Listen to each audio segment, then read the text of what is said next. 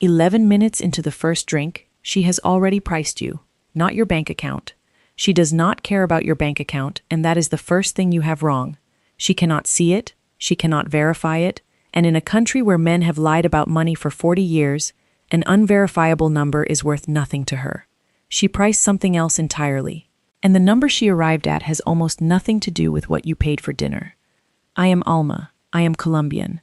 By the end of this, you will understand the 13 things she is actually reading when she looks at you, and why the man who works hardest to look rich in Medellín always ends up looking like something else.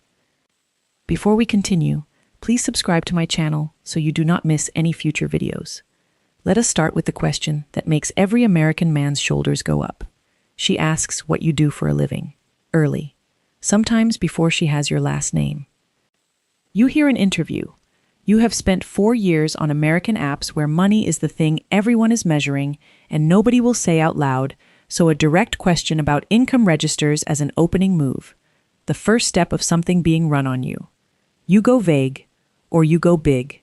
Both are wrong, and both are answers. Colombia has a class map that you cannot see and she can read in 4 seconds. It starts with estrato, a number, 1 through 6, assigned by the government to your street address and printed on your electricity bill, deciding who subsidizes whom. Every Colombian knows their estrato the way you know your zip code, except yours means nothing, and hers means everything. Then the other coordinates, which colegio, which university, your surname, your accent, whether you say vos or usted, and how you say it. On another Colombian, she runs all of this before the drinks arrive, without a single question. On you, she has nothing. Your accent tells her nothing. Your surname tells her nothing. Your shoes are from a country whose shoes she cannot rank. And it runs the other way too, on a channel you are not tuned to. Her English is a class document, and you are reading it as a personality trait. English out of a bilingual colegio has one texture. English out of 2 years in a Medellín call center, and this city runs on call centers, has another, faster and flatter and full of American idioms deployed slightly wrong. English learned from a boyfriend has a third. English from a semester in Australia has a fourth. She can hear which one she is doing while she does it, and she knows you cannot. You are sitting across from a woman who is fully legible to herself and completely illegible to you, and she is aware of the asymmetry even if you never become aware of it. You are on a terrace in Laureles, and she asks, and you smile and say, "Oh, a little of this, a little of that, business." Her face does not change. She lets it go. She asks about your flight, but you have already handed her the only information she needed, which is not what you do. It is that you thought the question was an attack. Answer plainly. I sell industrial equipment, 20 years. That is a complete answer, and it costs you nothing. She is not interviewing you. She is drawing a map, because you arrived without one. You put on the good watch. You buy the table a bottle. You leave the card face up on the leather. You believe you have communicated something clean and simple. I can provide. I am successful. I am not one of the cheap ones who flies down here with $400 and a plan. Where you are from, that signal is legible. Everyone reads it the same way. In Medellín, you have transmitted something you did not intend, on a frequency you did not know was open. This country spent 40 years learning exactly what kind of man displays money. There is a word, traqueto, for the flashy one, the narco style, the big camioneta with the tinted windows and the bottle of Old Par sweating on the table. Real money in Medellín does not do any of that. The families who genuinely own things here, the textile money, the banks, the cement, live in Laureles or out in El Retiro, drive something boring and clean, and wear a shirt you could not identify at gunpoint. Display is not read as success. Display is read as a story about where the money came from and how recently it arrived.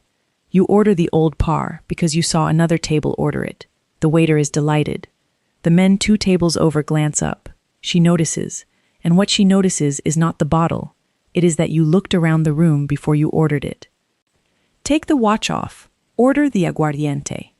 In a country that has seen real narcos, looking rich is not the flex you think it is.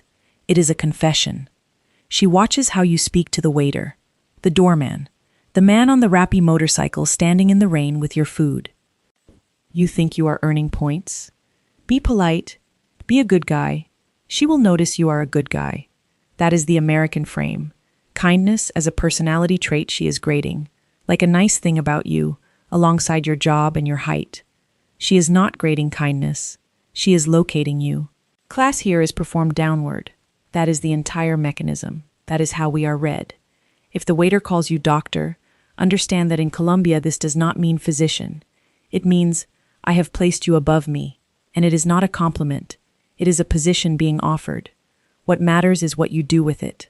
Do you take it? Do you enjoy it? Do you notice? And then there is the tip. 10%, the propina, the voluntary service charge the waiter will ask you about out loud. Overtip wildly, and you have announced, in front of her, that you do not know what money is worth in her country, which means you can be charged anything at all. The bill comes and he asks if you would like to include the service, and you wave your hand, sure, whatever, and then throw another 20 on top, because it is only $5, and $5 is nothing. She says nothing either. She has simply watched you not know the price of things, in her city, at her table. Learn what things cost. Tip the 10%. Look at the man's face when you say gracias. She is not watching whether you are kind to the waiter. She is watching whether you would be kind to her brother. You pay for everything in cash. You like paying in cash. It feels clean. It feels like a man. You believe this reads as liquid, prepared, unfussy. No apps, no cards declining, no fumbling. A stack of bills is the oldest signal there is, and it has never once failed you. Cash means something specific here, and it is not that. Everyone she knows lives in quotas, installments. The television is in 12 quotas. The phone is in 24. Sometimes the surgery is in 36. Credit in Colombia is not a trap. It is the structure of ordinary life, and data credito, the credit bureau, is a name people genuinely lose sleep over.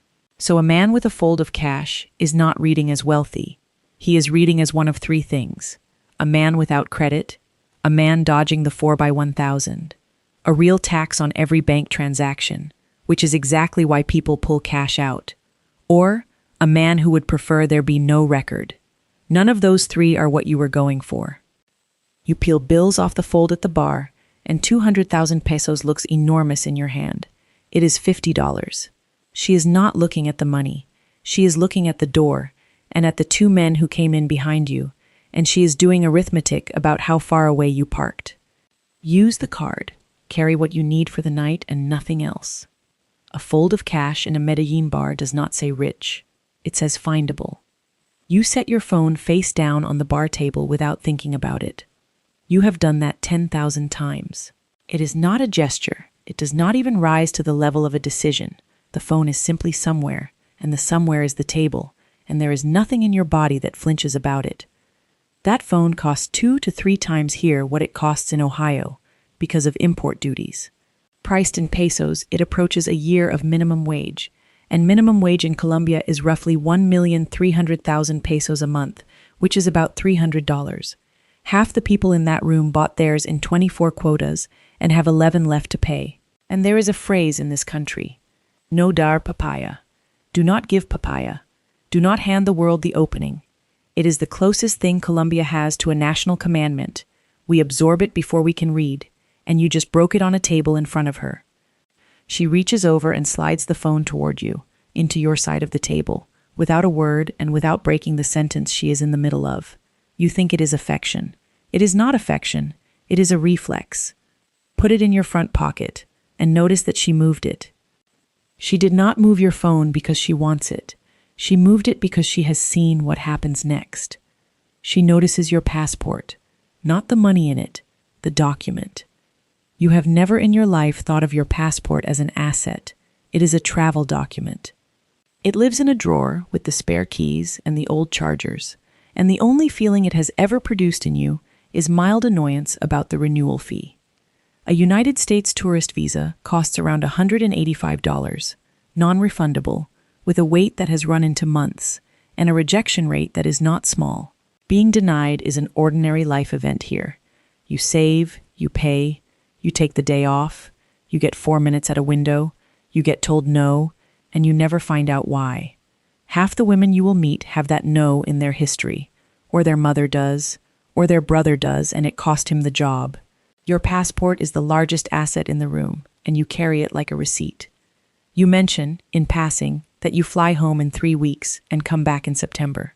Pure logistics, nothing in it. Across the table, she has processed something you did not say and do not know you said, that you can. That for you, going and coming back is a question of picking a date. Understand what you are holding, and never waive it. Not as a promise, not as leverage, not as a joke at 2 a.m. The most expensive thing you brought to Colombia is in your back pocket, and it is not the wallet. She asks you to bring her something from the States, a perfume, sneakers, vitamins for her mother. You have read the forums. Here it is. The first ask. Small ask now, bigger ask later. That is the pattern. That is what everyone said would happen, and it is happening on schedule. You start counting. Encargos. That is the word, and it means everyone asks everyone who is traveling. Import duty sits on top of everything, so a bottle of perfume that is $60 in a Miami airport is $200 here, if the store even has it. Her aunt asks her cousin. Her cousin asks the neighbor's son who works for Avianca. Her sister asks a woman she barely knows who is going to Panama for a wedding. It is not a play. It is a courier economy that has run in this country for 50 years, and you got asked because you are the person who happens to be going. Here is the honest half. The category is normal, but the size is information. A perfume is an encargo. A phone is not an encargo. She sends you a photograph of the exact bottle with the size circled, and underneath it she writes, "Si no lo encuentras, no importa." If you cannot find it, it does not matter. And she means it. She will not mention it again either way. That sentence is the tell. Nobody running a play tells you it does not matter. Bring the perfume. Watch the number, not the ask. Being asked is not being worked, but the difference lives in the size, and the size is never an accident.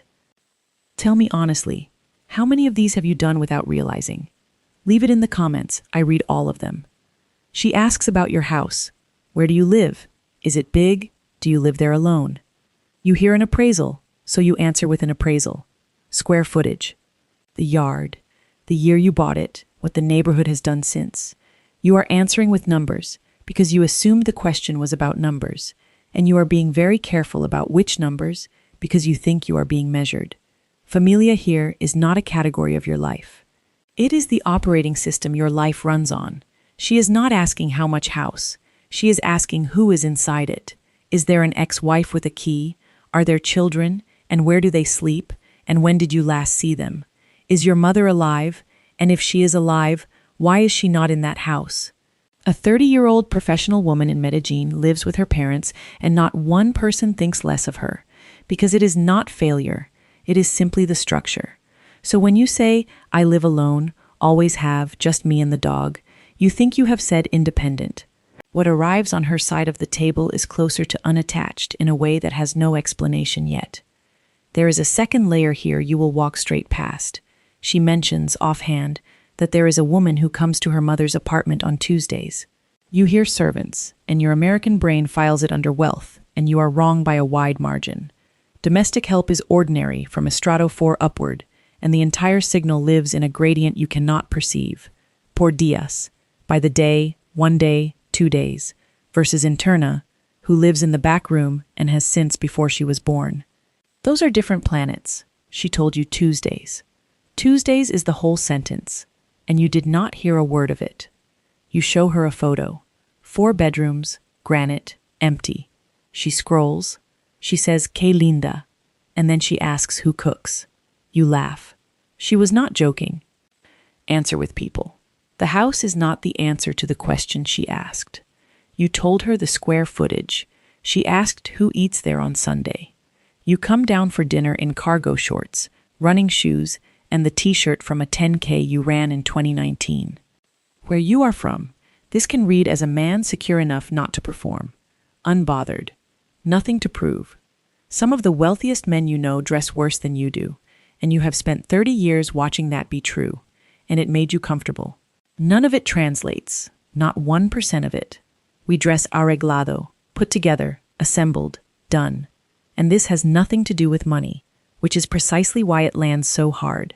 A man earning minimum wage in Castilla irons his shirt before he gets on the metro. A woman who saved 4 months for one dress will be the best dressed person at that table and will outdress women with 10 times her income.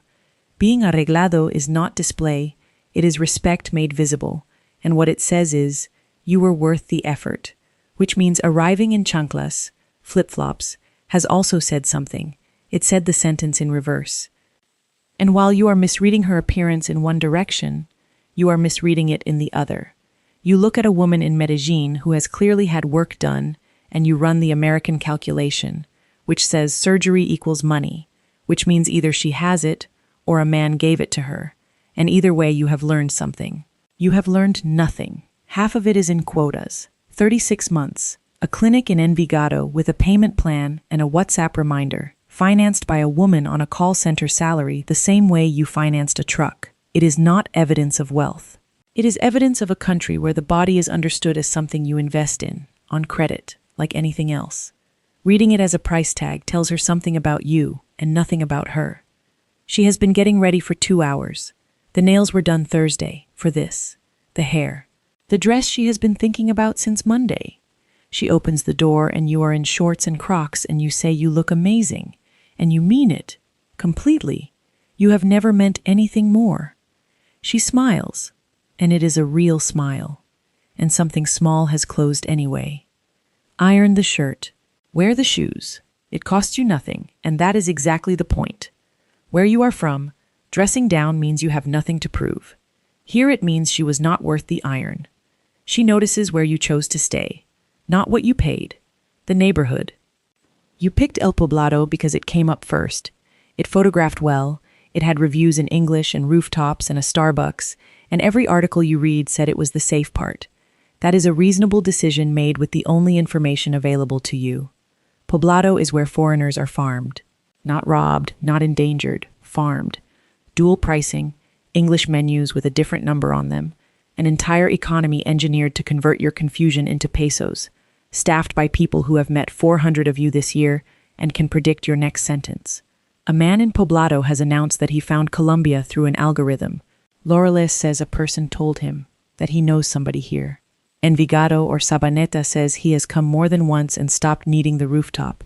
She is not grading your budget. She is estimating how much of what you believe about her country you were sold, and by whom, and how recently. You give her the address and she nods, and there is a half second before the nod. In that half second she has updated a number, and the number is not your income. Stay wherever you like. Just know what your address says before you say it. Poblado is not the nice part. It is the part built for you, and those are not the same thing. You pay for everything, every time, without being asked, without discussion, before the bill has fully landed. You are doing this because you believe it is expected, or you are refusing to do it because you believe splitting shows respect. Either way, you are running a script you brought with you from a different country. Neither script is hers. Yo invito, I invite, meaning I am paying, is real, and from a certain class the man does invite, and it is genuinely not about the money, it is about the frame. But a professional woman in Medellín with her own income, her own apartment, and her own car may push back on being paid for indefinitely, and not because she does not want it, because a permanent invitation builds a debt structure she never agreed to and cannot see the end of. Orgullo, pride, is a live force in this country, and it will burn something to the ground before it will accept being purchased. The tell is never the first dinner. The tell is the third, when she reaches for the bill and says, Hoy invito yo, and she means it. And what you do in that 2 seconds is the whole question. It also matters enormously when in the year you are sitting there, and you have no idea. Colombia pays a prima, a legally mandated bonus, twice, in June and in December. The country has money in December, and is scraped hollow by February. A woman who insists on inviting you in December and goes quiet about the bill in February has not changed her feelings about you. She has a calendar you cannot see, and if you read February as coldness, you have misread an entire economy as a mood. Third dinner. Her hand goes out. You put yours flat on the bill and say never, mi amor, not with me. You are being generous. You are also telling her that the terms are not negotiable and that you set them by yourself. Let her invite you once. Notice what it costs you. Paying for everything is not generosity if she was never allowed to say no. The emergency arrives. Her mother needs a procedure, or her brother is in something, or there is simply a number that has to exist by Friday. You knew it. Month 3. Exactly like the forum said, and here it is right on schedule. You go cold, you can feel yourself going cold, and you start hunting for either the exit or the proof. Ayudar a la familia, helping the family, is not a request in Colombia, it is an obligation, and she has been meeting it since she was 19. Before you existed, she will still be meeting it after you are gone. And some of these emergencies are real in a way you have no shelf for. Gota a gota is an actual thing, drop by drop, informal loans at daily interest, collected in person by a man on a motorcycle, and the collection is not a phone call and not a letter. Here is the honest half. Sometimes it is a play. That happens, and pretending otherwise would be lying to you. But what she is watching for is not whether you pay. It is whether you receive her family as a cost you are being asked to absorb, or as a fact about the person you claim you want. She tells you once, late, almost sideways, and then changes the subject and does not raise it again. Not the next night, not the next week. That is not strategy. Strategy repeats. Help once if you want to and can afford to. And if it starts to become structural, say so out loud, to her, in plain words. Because the thing that kills this is never the money. It is the silence you build around the money. Generosity is a decision. Resentment is what grows where you never made one. And the last one is the one she notices most, which is what you do not spend money on at all. You have been solving for magnitude your whole life. The weekend in Cartagena, the bag, the dinner at the place with the view over the whole valley. Bigger has always been the lever.